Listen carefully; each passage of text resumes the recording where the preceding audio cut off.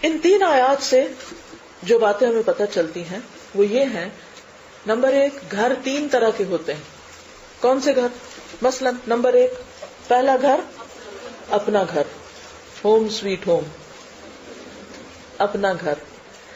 کیا اپنے گھر کے لیے کوئی ادب آداب نہیں ہے؟ اپنے گھر داخل ہوتے وقت کیا کرنا چاہیے؟ وہ کہاں لکھا ہے؟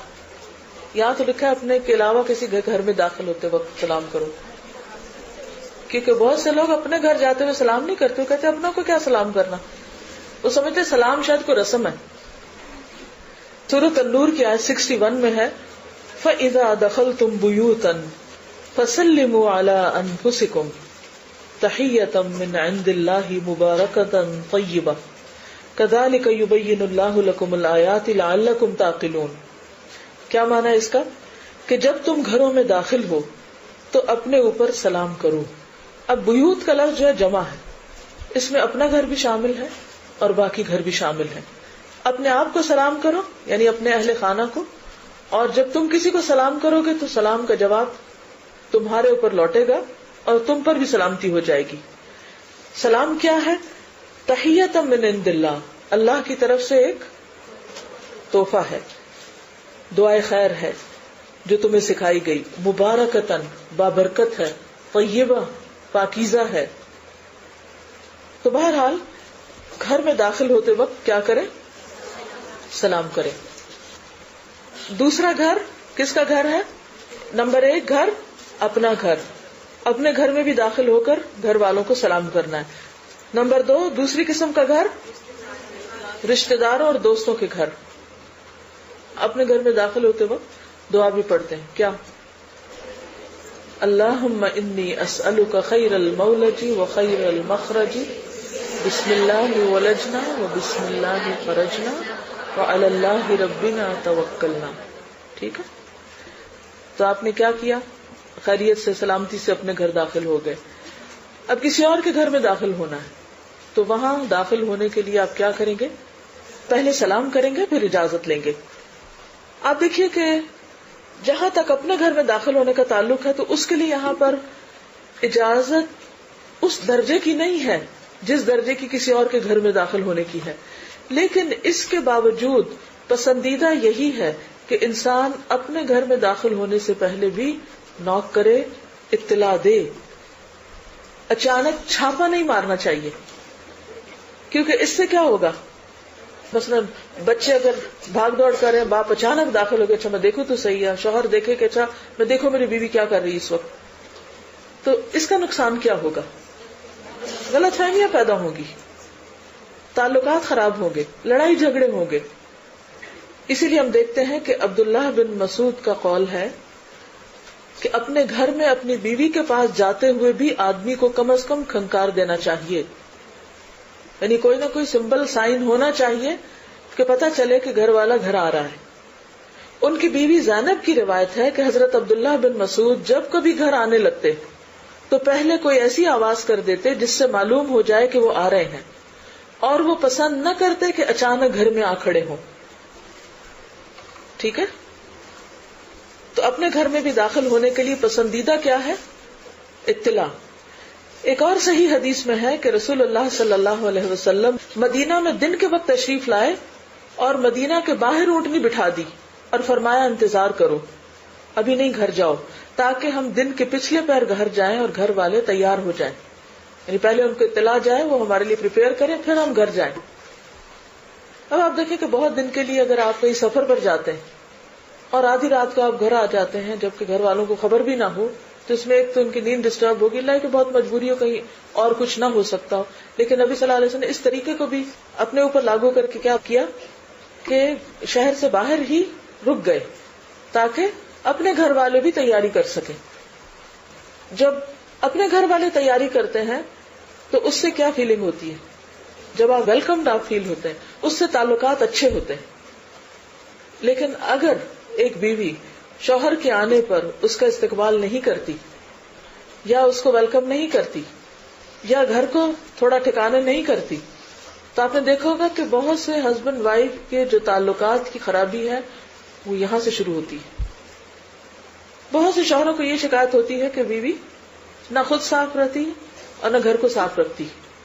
تو یہ بھی کیا ہے؟ نبی صلی اللہ علیہ وسلم کے اس طرز عمل سے کیا پتہ چلتا ہے؟ دوسرے کو سپیس دی جائے، دوسرے کو سنبھلنے کا موقع دیا جائے، اور دوسرے سے ایسی ایکسپیکٹیشن نہ رکھی جائے. یعنی آپ کسی کو موقع دے ہی نہیں رہے کہ وہ سنبھلے، اور آپ اس سے تقاضا بھی کر رہے ہیں کہ آپ کو بالکل 100% پرفیکٹ ہونا چاہیے، ہر وقت آپ کو ویسے ہی ہونا چاہیے جیسے ہم چاہیں. تو یہ درست نہ ہوگا. یعنی گھر میں اس طرح نہ داخل ہو جیسے کوئی چور داخل ہوتا ہے یا کوئی تجسس کرتے ہوئے داخل ہوتا ہے، یا گھر والوں کو کوئی عیب پکڑتے وقت، چاہے کتنی بھی بے تکلفی ہو، ایسا کرنا درست نہیں. اسی طرح ایک اور روایت میں ہے، عطا بن ابی رباح نے ابن عباس سے اجازت طلب کی کہ میرے گھر میں بعض یتیم بہنیں رہتی ہیں، کیا میں ان سے بھی اجازت طلب کروں، اپنی بہنوں سے بھی پوچھوں؟ ابن عباس نے کہا ہاں. عطا کہتے ہیں کہ میں نے بار بار ابن عباس سے پوچھا تاکہ وہ مجھے اجازت دے دیں کہ میں بغیر اجازت داخل ہو جاؤں، مگر انہوں نے انکار کیا. اور پھر فرمایا کہ کیا تو ان کو عریاں دیکھنا پسند کرے گا، کہ ایسے حالت میں بہن بیٹھی ہوئی کہ تم داخل ہو اور اس کے لیے شرم کی بات ہو؟ میں نے کہا نہیں. اس نے کہا پھر اجازت ہی لے کر جاؤ. عطا کہتے ہیں کہ میں نے پھر ابن عباس سے پوچھا، انہوں نے کہا کیا تو اللہ کی اطاعت کرنا چاہتا ہے یا نہیں؟ میں نے کہا کرنا چاہتا ہوں. تو فرمایا پھر اذن لے کر جاؤ. یعنی زیادہ سے زیادہ اگر کہیں اجازت ہو سکتی کہ انسان اطلاع نہ دے، اگرچہ وہ بھی ناپسندیدہ ہے، کہ جس گھر میں بیوی رہتی ہے، یعنی وہ اور اس کی بیوی ہے تو ٹھیک ہے، شوہر آیا ہے دروازہ کھول دیا پھر سلام کر رہا ہے تو فائن. لیکن اگر اپنی والدہ کے پاس بھی جا رہے ہیں، ماں باپ کے گھر جا رہے ہیں یا بہن کے گھر جا رہے ہیں تو بھی اجازت لینا لازم ہے. پھر آئیے ان ساری آیات کا خلاصہ کر لیتے ہیں تاکہ ہم ان سارے آداب کو ایک ترتیب میں دیکھتے ہیں جو ہمیں ملحوظ خاطر رکھنے ہیں تاکہ ہم ان پر عمل کر سکیں. انشاءاللہ ہم کوشش کریں گے کہ یہ ریٹن فارم میں بھی آپ کو مل جائیں تاکہ آپ اس سنت کو زندہ کر سکیں. آپ کو معلوم ہے کسی سنت کو جو متروک ہو چکی ہو زندہ کرنے کا کتنا اجر ہے؟ جی تو اجر لینا چاہتے ہیں انشاءاللہ. بسم اللہ الرحمن الرحیم. گھروں میں داخل ہونے کے آداب. پہلی بات، کسی کے گھر میں بغیر اجازت کے داخل نہ ہو. نمبر 2، اطلاع دے کر وقت لے کر جائیں، اپنی شناخت کرائیں، باقاعدہ اجازت حاصل کریں. اگر دروازے پر پہنچ کر اجازت طلب کرنا ہو تو پہلے سلام کریں. ایک حدیث میں آتا ہے کہ جو شخص سلام سے پہلے اجازت لے اسے اجازت نہ دو. اور یہ کب؟ جب دروازے پر ہوں آپ. obviously اگر آپ ٹیکسٹ میسج بھیج رہے ہیں یا آپ کوئی اور طریقہ اختیار کر رہے ہیں تو اس میں اسی کے مطابق سلام کریں گے. آپ درست طریقے پر سلام کریں، کیونکہ بعض لوگ ہائے ہیلو، یہ اس حکم کی پابندی نہیں ہوتی. کیونکہ اگر آپ تسلموا علی اہلھا پہ عمل کریں گے تو آپ کو کیا کہنا ہوگا؟ السلام علیکم ورحمۃ اللہ یا السلام علیکم کہنا ہوگا. اور اگر کوئی شخص سلام کے بغیر اندر آ رہا ہے تو آپ اس کو لوٹا بھی سکتے ہیں. ترمذی کی روایت میں ہے، صفوان بن امیہ جب مسلمان ہوئے تو کلدہ بن حنبل کو آپ کے پاس بھیجا. آپ اس وقت وادی کے اونچے حصے میں تھے.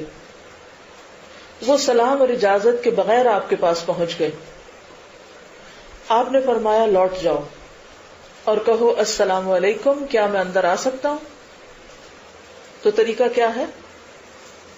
اگر کوئی شخص ایسے گھسنے کی کوشش کرے یا سلام کے بغیر اندر داخل ہو تو آپ اس کو کہہ سکتے ہیں کہ واپس جائیں اور سلام کر کے آئیں.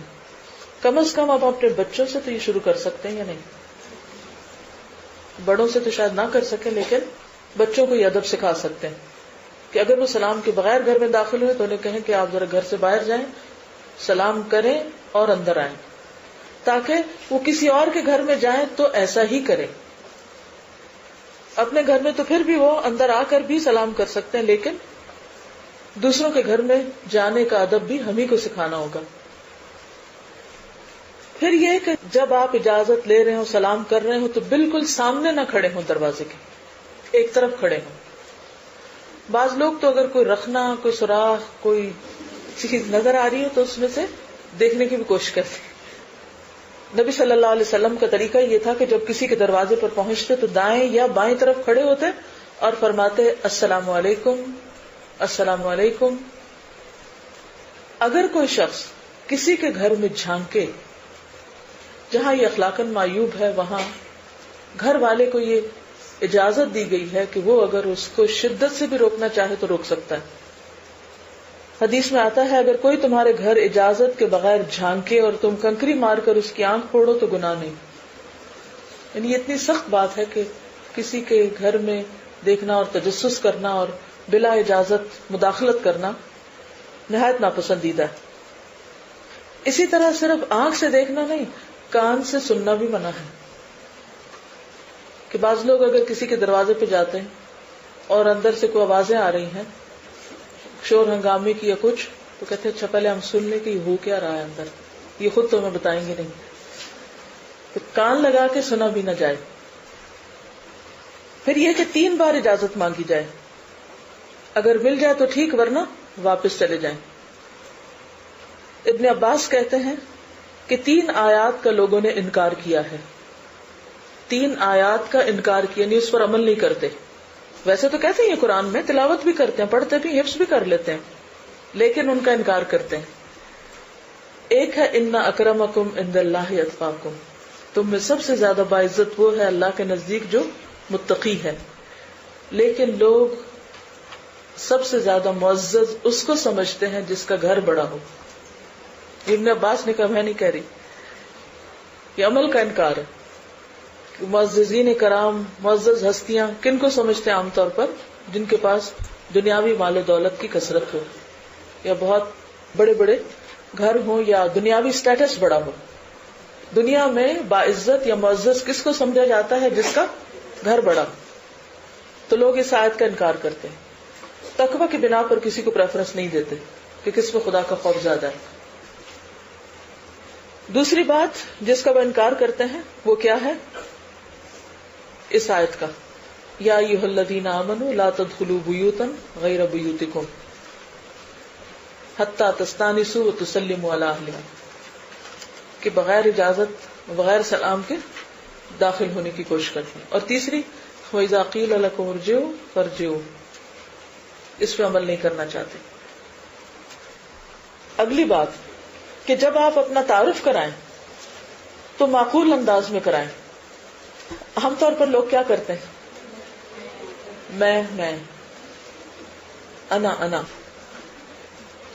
اس کے بارے میں ایک حدیث میں آتا ہے کہ ایک شخص اسی طرح نبی صلی اللہ علیہ وسلم کے پاس گیا. آپ نے پوچھا کون؟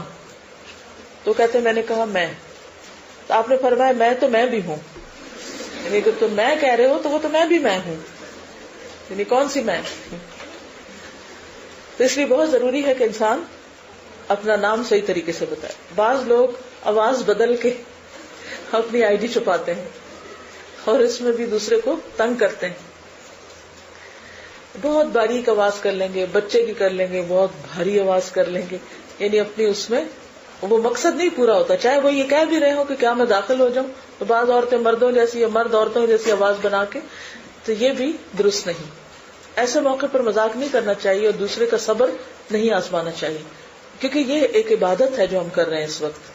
جب اس حکم پر عمل کر رہے ہیں تو ایک عبادت ہے. تو عبادت کے اندر مذاق نہیں ہوتا. وہ کسی اور وقت میں آپ ایک دوسرے کے ساتھ چھیڑا خانی کر لیں، لیکن اس وقت نہیں جب دوسرا پریشان ہو رہا ہو. اپنا نام لے کے کہیں، جیسے حضرت عمر کہا کرتے تھے ایدخل عمر، کیا عمر اندر آ جائے، اور ایک ایسے انداز سے کہ جس سے دوسرے کو سمجھ آ جائے، پتہ چل جائے. اسی طرح یہ ہے کہ اگر آپ ناک کر رہے ہیں تو بہت زور زور سے ناک نہ کریں کہ دروازہ ہی توڑ دیں.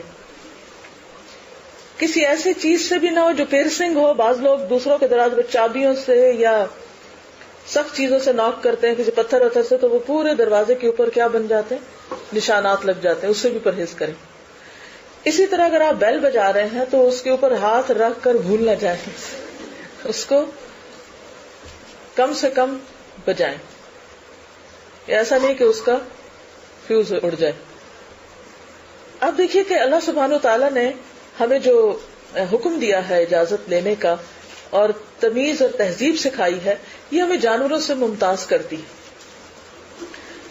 آپ دیکھیں کہ بلی کسی کے گھر میں داخل ہوتے وقت باقاعدہ اجازت نہیں لیتی، اگرچہ میاؤں شاؤں کر کے وہ بھی بتا دیتی کہ میں آ گئی ہوں۔ اسی طرح اور جانور بھی آپ دیکھیں، چڑیا وغیرہ، کوا بغیر اجازت ہی داخل ہو جائیں گے۔ اس دن تو یہاں بھی داخل ہو گئی تھی چڑیا۔ اسی طرح ٹیلی فون کرنے کے وقت بھی انسان کو کچھ ادب آداب ملحوظ خاطر رکھنے چاہیے۔ ٹیلی فون کی بھی بیلز بچاتے نہیں چلے جانا چاہیے۔ ہو سکتا ہے کہ کوئی شخص کسی ایسی حالت میں ہو کہ وہ ٹیلی فون اٹھانے سے قاصر ہو، کوئی نماز پڑھ رہا ہے، کوئی سو رہا ہے، کوئی واش روم میں ہے۔ پھر اسی طرح اگر کوئی کسی وجہ سے فون اٹینڈ نہ کر سکے تو اس پہ ناراض نہیں ہونا چاہیے، کیونکہ دوسرے اینڈ کا آپ کو نہیں پتا کہ دوسرا کس پریشانی میں مبتلا ہے۔ یعنی آپ کسی کو مجبور نہیں کر سکتے کہ وہ اپنے سب کام چھوڑ کر ضرور آپ ہی کو اٹینڈ کرے، اور اگر وہ ایسا نہ کر سکے تو اس کے بارے میں بدگمانی کی جائے۔ اور کوئی بات اگر میں بھول گئی ہوں تو آپ بتا دیجیے، کوئی اور چیز، کوئی اور سوال ہو آپ کے ذہن میں۔ مجھے یاد آ رہا ہے کہ نبی صلی اللہ علیہ وسلم جب معراج پہ تشریف لے گئے تھے تو اس وقت کیا ہوا تھا؟ آپ کے ساتھ کون تھے؟ جبریل علیہ السلام۔ تو ہر دروازے پہ آسمان کے پہنچ کے کیا کہتے تھے؟ اجازت لیتے تھے۔ اس میں حدیث اسراء میں ہے کہ رسول اللہ صلی اللہ علیہ وسلم نے فرمایا، پھر مجھے جبریل آسمان دنیا پر لے کر چڑھے اور دروازہ کھولنے کے لیے کہا تو کہا گیا کہ یہ کون ہے؟ انہوں نے کہا جبریل۔ اپنا تعارف کس طرح کرایا؟ نام کے ساتھ۔ پوچھا تمہارے ساتھ کون ہے؟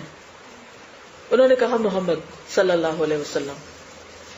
پھر دوسرے آسمان پر چڑھے اور دروازہ کھولنے کا مطالبہ کیا، وہاں بھی سیم سوال دہرائے گئے، پھر تیسرے پہ، چوتھے پہ، ہر آسمان پہ۔ اور پھر یہ تو مختصر حدیث ہے بخاری اور مسلم کی، ایک اور حدیث سے پتہ چلتا ہے کہ وہ ساتھ یہ بھی کہتے تھے کہ کیا بلائے گئے ہیں یا خود آئے ہیں۔ اس سے یہ پتہ چلتا ہے کہ اگر کوئی کسی ڈیوٹی پر ہے، کوئی چوکیدار ہے یا کوئی خاص کسی ایسے مقام پہ کھڑا ہے، تو خواہ کوئی کتنا بھی بڑا شخص، اب جبریل فرشتوں کے سردار ہیں، محمد صلی اللہ علیہ وسلم پیغمبروں کے سردار ہیں، لیکن جو ڈیوٹی پر فرشتے ہیں یفعلون ما یؤمرون، وہ وہی کرتے ہیں جو حکم دیے جاتے ہیں۔ انہوں نے یہ نہیں کہا ایکسائٹمنٹ میں، اچھا جبریل آئے، اچھا نبی کو لائے، چلو اب تو کیا پوچھنا۔ ان کے لیے تو بس